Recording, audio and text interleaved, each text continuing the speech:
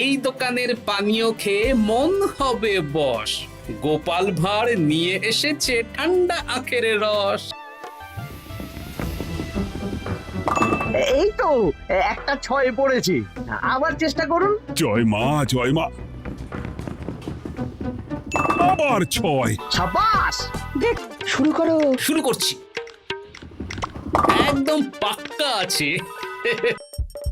হাসির রাজা, জ্ঞানের রাজা, রসিক রাজা।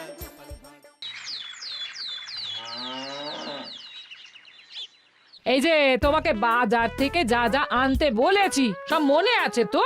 মনে থাকবে কি থাকবে না জানি না, তাই আমি কাগজে একটা ফর্দ বানিয়ে নিয়েছি। গোপাল দাদা, পুটির মায়ের দাঁতের যন্ত্রণাটা আরো বেড়েছে। কাল সারা রাত যন্ত্রণায় ছটফট করেছে। আমাদের বৈদ্যমশাই দাঁতের শল্য চিকিৎসা শিখতেই বাইরে গেছেন, আজকের মধ্যেই আশা করি চলে আসবেন। কিন্তু ও যে আর পারছে না। শোনো, তুমি একটা তুলোর মধ্যে লবঙ্গ তেল দিয়ে পুটির মায়ের যে দাঁতে ব্যথা হচ্ছে তার গোড়ায় রাখো। বৈদ্যমশাই এলে আমি তোমাদের বাড়িতে যেতে বলছি। আচ্ছা গোপাল দাদা। যাই, বাজার থেকে চটপট ঘুরে আসি, এরপর আবার রাজসভায় যেতে হবে।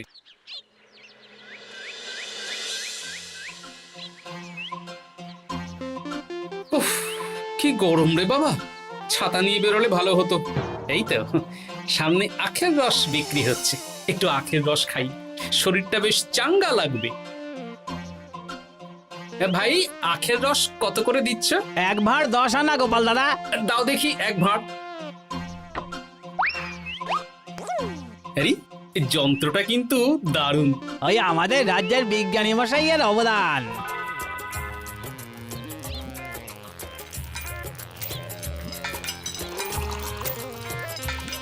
এই নাও গোপাল দাদা।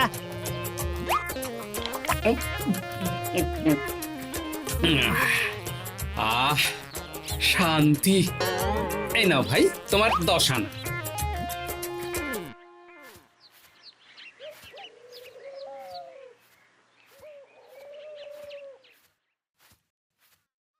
কি রাজবৈদ্য, এই ফিরছ নাকি? হ্যাঁ, এতদিন আমি দাঁতের চিকিৎসার ব্যাপারে তেমন কিছুই জানতাম না, এবার সব শিখে এসেছি।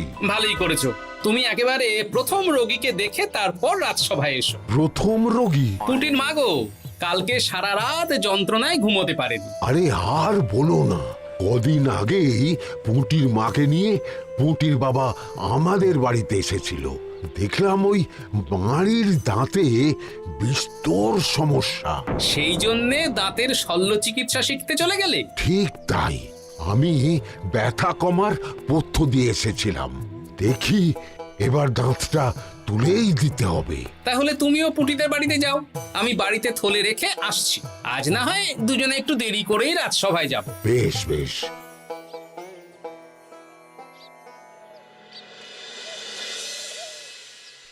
দেখুন মহারাজ, দেখুন আজকে রাজবৈদ্য আসেনি, আর ওদিকে গোপালও ডুব দিয়েছে। এই আনন্দে আমাদেরও ছুটি দিয়ে দিন মহারাজ। কি আনন্দে? এই গরমে বাড়ি বসে একটু আমপানার শরবত খাবো আর ঘুমবো।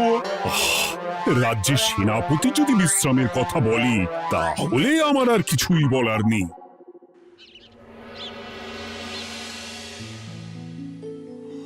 এই তো দাঁতটা পুরো পোকায় খেয়ে নিয়েছিল। এখন দুদিন কোনো কথা বলা যাবে না, শুধু জল বা তরল জাতীয় খাবার খাবে।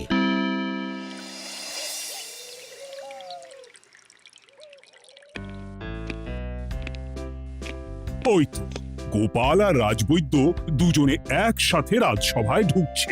রাজবৈদ্য মশাই ওনার জীবনের প্রথম শল্য চিকিৎসা করছিলেন, তাই আমিও দেখছিলাম। তা কি রাজবৈদ্য, সফল হয়েছো? হ্যাঁ মহারাজ, পুঁটির মায়ের একটা মাড়ির দাঁত পোকায় খেয়ে নিয়েছিল, সেটাই তুলে দিলাম। ভালোই হলো, আমাদের রাজ্যে কোনো দাঁত তোলার বৈদ্য বা চিকিৎসক ছিল না।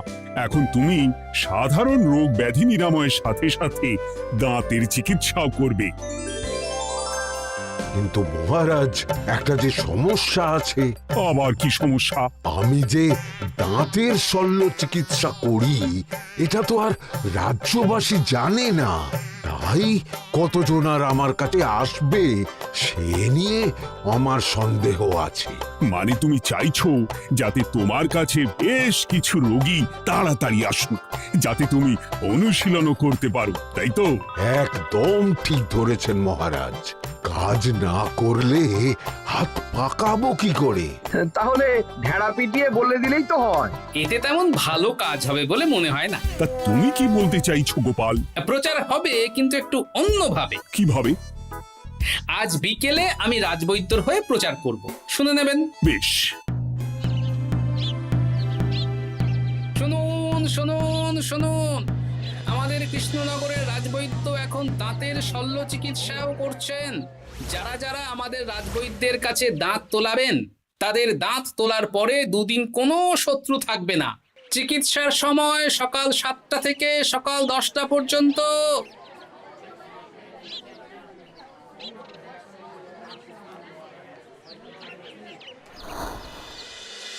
এসব তুমি কি উল্টো পাল্টা কথা বলছো গোপাল? উল্টো পাল্টা না, আপনি দেখুন না আপনার বাড়িতে লোকজন আসে কি না। আর কেউ যদি জিজ্ঞাসা করে যে এই রকম প্রচারের কারণটা কি, তাহলে বলবেন রাজসভায় আমার সাথে কথা বলতে আমি বুঝিয়ে দেব। বেশ।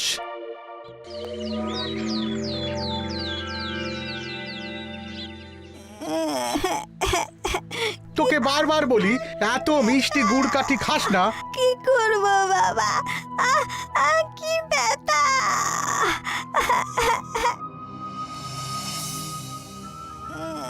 বাড়ি আছেন নাকি বৈদ্যমশাই? হ্যাঁ, আছি আছি। এই আমার ছেলেটার না দাঁতে খুব ব্যথা দুদিন ধরে। দেখছি। তা আপনাকে তো এই রাজ্যে আগে দেখিনি। আমি পাশের রাজ্য থেকে আসছি। শুনলাম আপনার কাছে দাঁতের শল্য চিকিৎসা করালে আগামী দুদিন কোনো শত্রু থাকবে না। ঠিকই শুনেছেন। বেশ, তাহলে বলুন কেন থাকবে না? আগে চিকিৎসাটা করি, তারপর বলছি।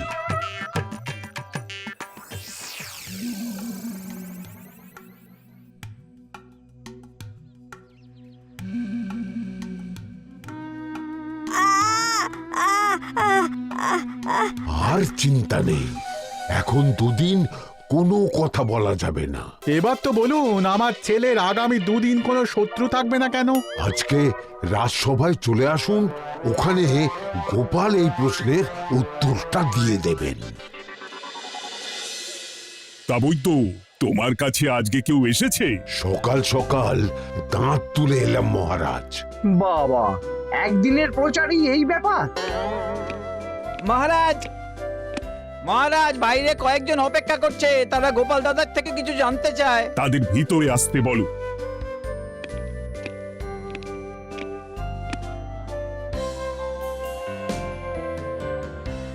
আজ আমার ছেলে বৈদ্যমশাইয়ের কাছে একটা দাঁত তুলিয়েছে।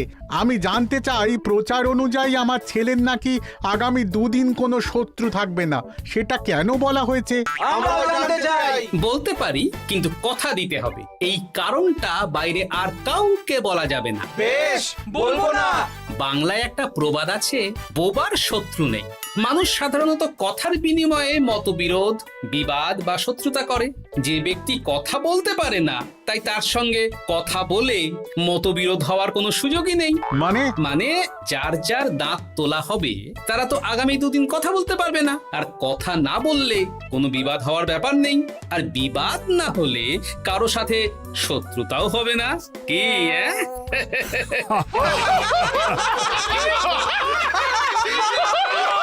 এই জন্যই তুমি হাসির রাজা গোপাল ভাঁড়।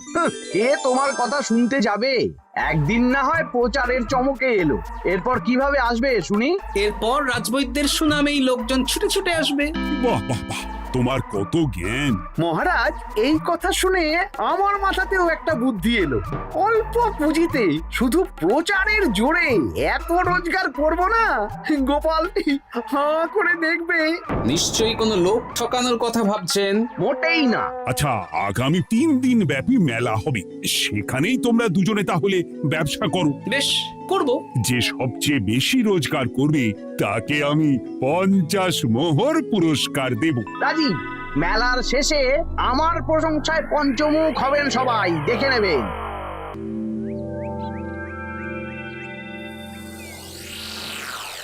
খুব তো বড় মুখ করে বলে এলেন যে ব্যবসা করবেন মেলার মাঠে। তা আপনি কি ব্যবসা করবেন শুনি? ভাগ্য পরীক্ষার দোকান দেব। মানে? মানে আমি বিভিন্ন মেলায় দেখেছি যে একটা দোকানে নিচের দিকে হেলানো অবস্থায় একটা পাতলা কাঠের পাটাতন থাকে। সেই পাটাতনের উপরে 1 থেকে 6 অবধি সংখ্যা লেখা থাকে, তাই তো? হ্যাঁ, যারা মেলায় ভাগ্য পরীক্ষা করতে আসবে তাদের ভাপা লোহার 6টা বল দেয়া হবে। যদি ওই 6টা বলই 6 নম্বর লেখা খোপের মধ্যে ঢোকাতে পারে তাহলে প্রথম পুরস্কার পাবে। আমিও ওটারই দোকান দেব, কিন্তু শুধুমাত্র একটাই পুরস্কার থাকবে। 6টা বল 6 নম্বর খোপের মধ্যে ফেলে কেউ যদি 36 করতে পারে তাহলে সে পাবে 100 মোহর উপহার। আরে খেলার জন্য কত মোহর লাগবে? 1 মোহর। আপনি কিন্তু জেনে বুঝে বিপদ ডেকে আনছেন। একজন কেউ ফেলে দিলেই আপনার হাত থেকে 100 মোহর ফসকে যাবে। আরে মেলার ভিড়ে যদি আপনি পুরস্কার না দেন তাহলে জনতার একটা মারও ফসকাবে না। আরে সেই জন্যই তো তোদের পোষা। তোদের মধ্যে যে কোনো একজন ওই কাঠের পাটাতনের নিচে লুকিয়ে থাকবি। যখনই দেখবো কেউ 36 করে ফেলছে আমি গলা ঠাকরাবো আর তোরা কাঠের পাটাতনটা হালকা করে নিচ থেকে নাড়িয়ে দিবি। এটা তো দারুণ বুদ্ধি। কি বলছো গোপাল, তুমি আখের রসের দোকান দেবে? হ্যাঁ, এই গরমে আখের রসের বেশ চাহিদা। তোমার বানানো ওই যন্ত্রের চাকা ঘোরাবো আর আমার ভাগ্যের চাকা ঘুরবে। সে ঠিক আছে, আমার কয়েকটা যন্ত্র বানানোই আছে। তুমি না হয় মেলায় ব্যবহার করো 3 দিন। ব্যাস, আর চিন্তা নেই। এবার শুধু জমিয়ে আখের রস বিক্রি করব, সাথে বিভিন্ন মশলা, বরফ আর পাতিলেবুর রস দেব।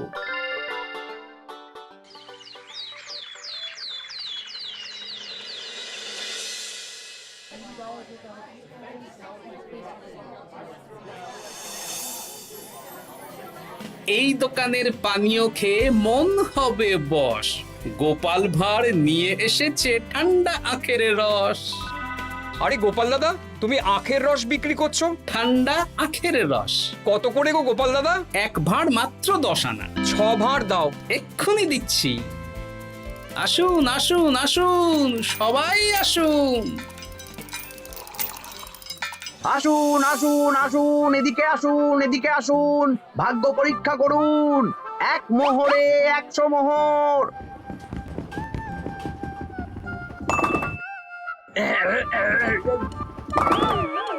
ভাগ্য পরীক্ষা করুন। মন্ত্রী মশাই বলেন কি 1 মোহরে 100? তুমিও ভাগ্য পরীক্ষা করাবে নাকি? একবার বাজিয়ে দেখতে দোষ কি? দাও, আখের রস খেয়ে বরং চলে যাই। এই তো হয়ে এসেছে। এই নাও, ধরো।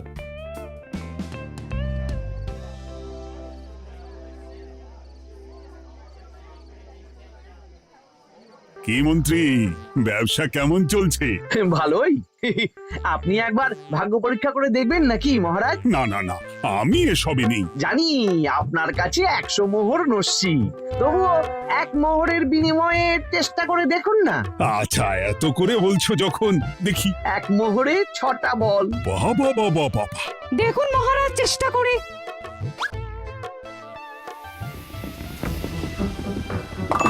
এই তো একটা 6 পড়েছে, আবার চেষ্টা করুন। জয় মা জয় মা, আবার 6। সাবাস। দেখুন, হয়ে যেতে পারে। আর তো মাত্র 4টে বাকি।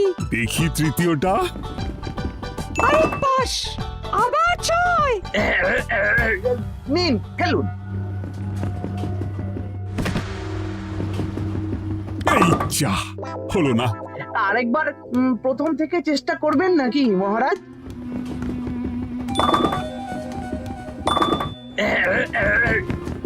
না, এবারেও হলো না। 2 মোহর জলে। অন্য সব জায়গায় বাকি সংখ্যাতেও পুরস্কার থাকে, আপনার এখানে নেই কেন? আমার এখানে ধামাকা পুরস্কার, তাই বাকি আর কিছু রাখিনি। 36 করতে পারলেই 100 মোহর। এই নাও মন্ত্রী, 2 মোহর।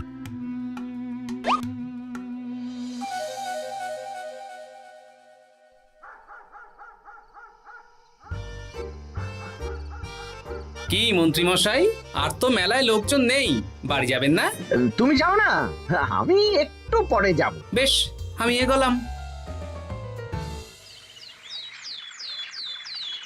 গোপাল আর মন্ত্রী, তোমাদের কার কেমন রোজগার হয়েছে একদিনে? মহারাজ, কালকে আমার 7 মোহর 20 আনা রোজগার হয়েছে। আমার 70 মোহর, কিন্তু খরচ কিছুই হয়নি, কারণ কেউ 36 করতে পারেনি মহারাজ। বাহ বাহ বাহ! আমি তো বলেছিলাম, আমি যখন ব্যবসা করব, গোপাল আমার ধারে কাছে দাঁড়াতে পারবে না। বেশ, এখনো তো আজ আর কাল 2 দিন মেলার বাকি আছে। দুদিনেও আমার 2 কানা করিও খরচ হবে না, শুধুই রোজগার। গোপাল যতই প্রচার করুক আর যতই ভালো আখের রস বানাক না কেন, আমার ব্যবসাকে টপকাতে পারবে না। ঠিক আছে, আজকে আমি একবার ভাগ্য পরীক্ষা করে দেখবো। আমার দোকানে সুস্বাগতম।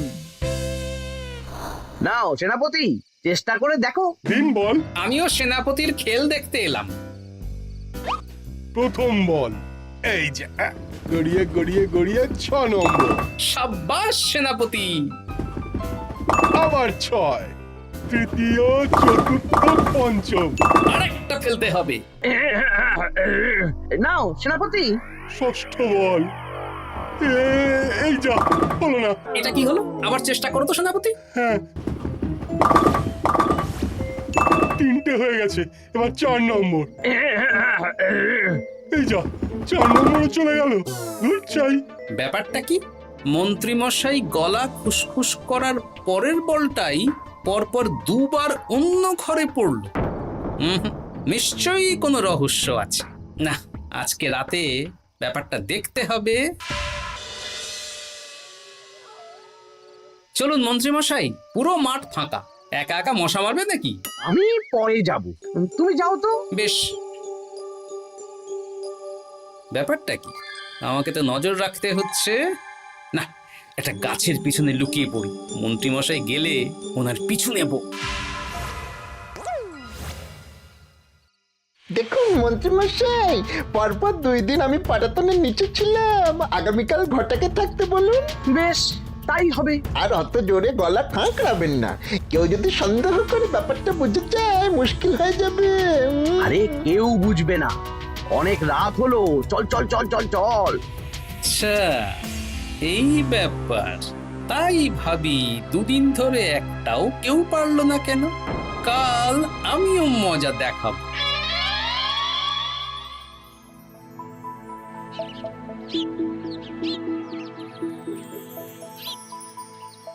বাবা চলে এসেছেন দেখছি।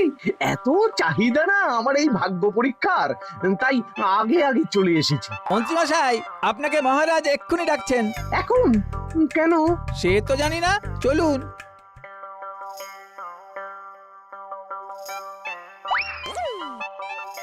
এই বেটা ঘটা, এবার বেরো। এ কি গোপাল দাদা, তুমি? হ্যাঁ আমি। খুব চালাক ভেবেছিস না? মন্ত্রী মশাইয়ের খেলা আজকে শেষ। প্রহরী, একে ধরে নিয়ে যাও।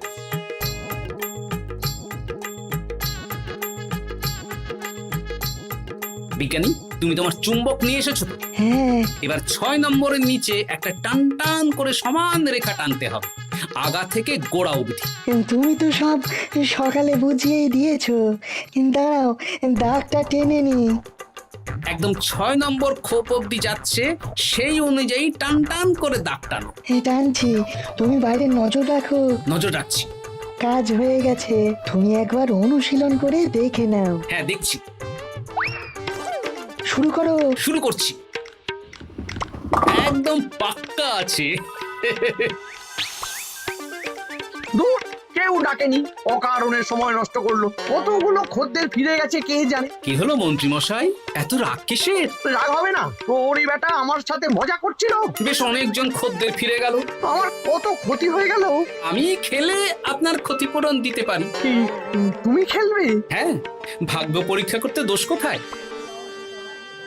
ওই তো বেশ কয়েকজন সভাসদেরা আসছেন, সবার সামনেই খেলবো। তাহলে শুরু করি। হ্যাঁ, শুরু করো। এই বল যা, 6 নম্বরে যা। আরে বাস, গোপালের ফেলাপল তো গড়ালো না, সোজা 6 নম্বরে চলে গেল। এই দেখুন, আবার যাবে। বলকে আমি বলবো, বল কথা শুনবে। এই বল, যা তো 6 নম্বরে যা। আবার ছয়, আবার 6। আবার ছয়। কি এটা কি হচ্ছে? যা বল, এটাও 6 নম্বরে যা। আবার 6, 100 মোহর। হ্যাঁ, এটা কি করে হলো? দিন মন্ত্রী মশাই, 100 মোহর দিন। ইয়ে না, মানে মন্ত্রী, দাও বলছি।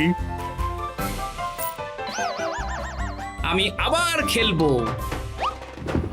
6, আবার ছয়। আবার 100 মোহর। আর নেই।